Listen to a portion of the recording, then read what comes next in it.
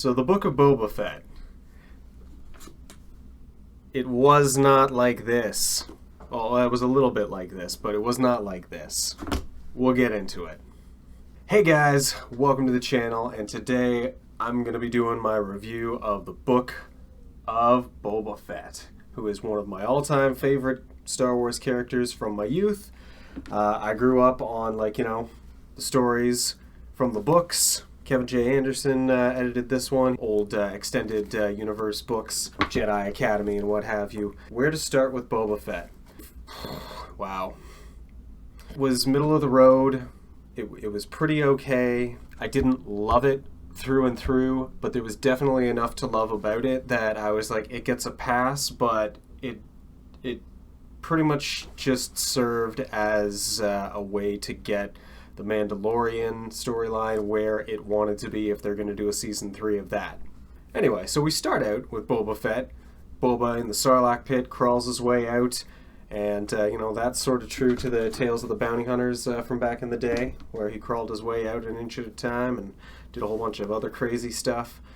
But in the show, he gets out and gets rescued by some Tusken Raiders, hangs out with them, bonds with them, goes on raids with them, and then you move on to the streets of Mos Espa. And it actually took me to the last episode to notice that the chick from that biker gang is actually the girl who played young Natalie in Yellow Jackets, which is another awesome show that you should probably check out, because Yellow Jackets is fantastic and way better than Book of Boba Fett.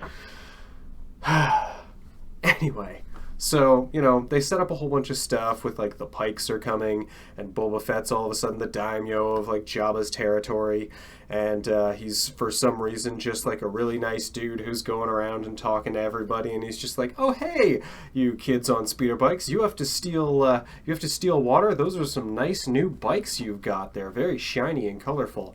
I can only assume that this was a Rodriguez edition, and it, sort of was influenced by his Spy Kids days, or maybe he was just like, hey, John and Dave, let me make these speeder bikes, and this speeder bike gang, they'll make really good toys. I could see that being a solid argument for why they put these things in there, and a lot of people made fun of it and said, this looks like Power Rangers or something like that, but it was what it was, and kind of lame. One thing I will give it props for is Chrysanthemum.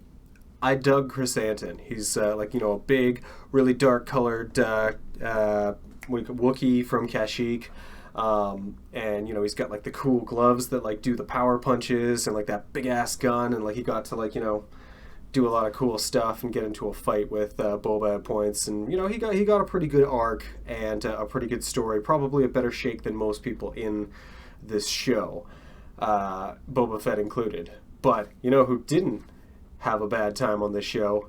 Mando. Because episode 5, Mando shows up, and all of a sudden we're off to the races. It's not even the Boba Fett show anymore. So episodes 5 and 6 are pretty much just the highlight of the entire thing. You could probably skip over episode 7, because it was not, some of the action was pretty good, and it was great to see Grogu doing stuff, but it seems like they're almost reliant on fan service to wrap up the so-so story they set up in the first episode. And while it's, oh yeah, I didn't even mention Cad Bane. We get live action Cad Bane, and then we don't. But to be fair, we didn't actually see anything on screen that couldn't be explained away with maybe a life support system or something like that. So who knows, maybe we haven't seen the last of Cad Bane after all. I'd be okay with that, and even if we don't, I guess I have to be okay with that too. But so basically episodes 5 and 6 are the highlight of the show.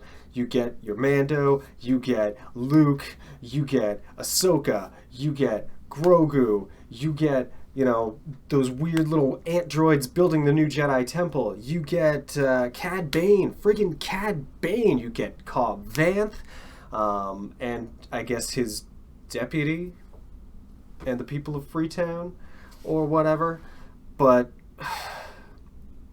I can see what they were going for.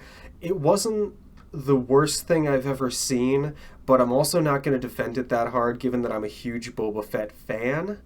And this was definitely a bit of an out of character, slightly different Boba Fett. Like, they've changed his costume. He's got like the black skirt. It's all the black stuff underneath instead of the light blue. The armor is pretty much the same as it was. But yeah, it doesn't feel like the same Boba Fett, and that's fine. But what they replaced him with was just sort of like he almost felt like a second banana in his own show. He's just deferring to everybody. He's just like, "Hey, biker gang, you guys have some stuff," and the Tusken Raiders. I did enjoy the Tusken Raiders bonding. Like, I'm not gonna lie, I did actually enjoy that being the new story of like when he got out of the Sarlacc pit and then they took care of him. And then, also the makeup effects in the show are pretty good. It was really awesome to see Danny Trejo as a Rancor trainer, even though he just kind of disappeared and was never heard from again. I would have liked an explanation about that. I'll watch Kenobi.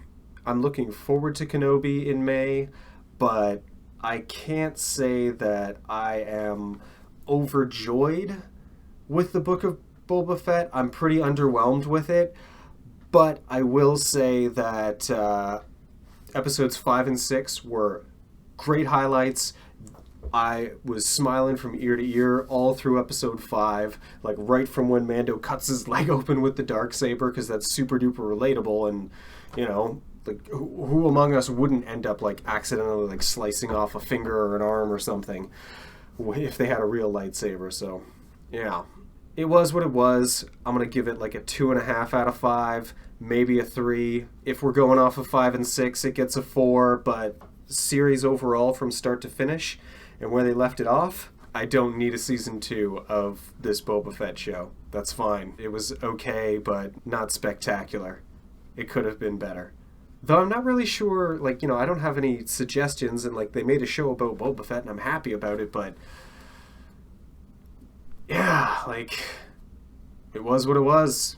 Middle of the road. Not the worst thing ever. Like, it hasn't ruined Star Wars for me or anything that, like, I don't know, some people on the internet are saying, like, you'd think that lives were ruined, but it didn't scratch the Boba Fett itch that I wanted it to, but it had some fun action. There was enough that was enjoyable about it.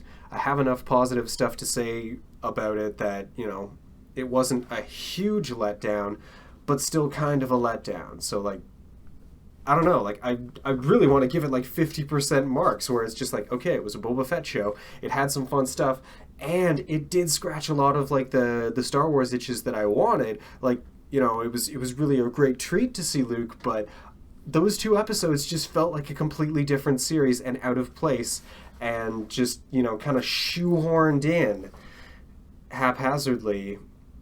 Yeah, clunky. Clunky is definitely the word for the Book of Boba Fett. It was a clunky show that was mildly amusing and had some fun stuff. Even like Amy Sedaris. Amy Sedaris was like one of the best parts of that show, with like just like her lines about dating Jawas. Very furry. Lots of problems. Anyway, I am at this point rambling on, and you kind of get the sense.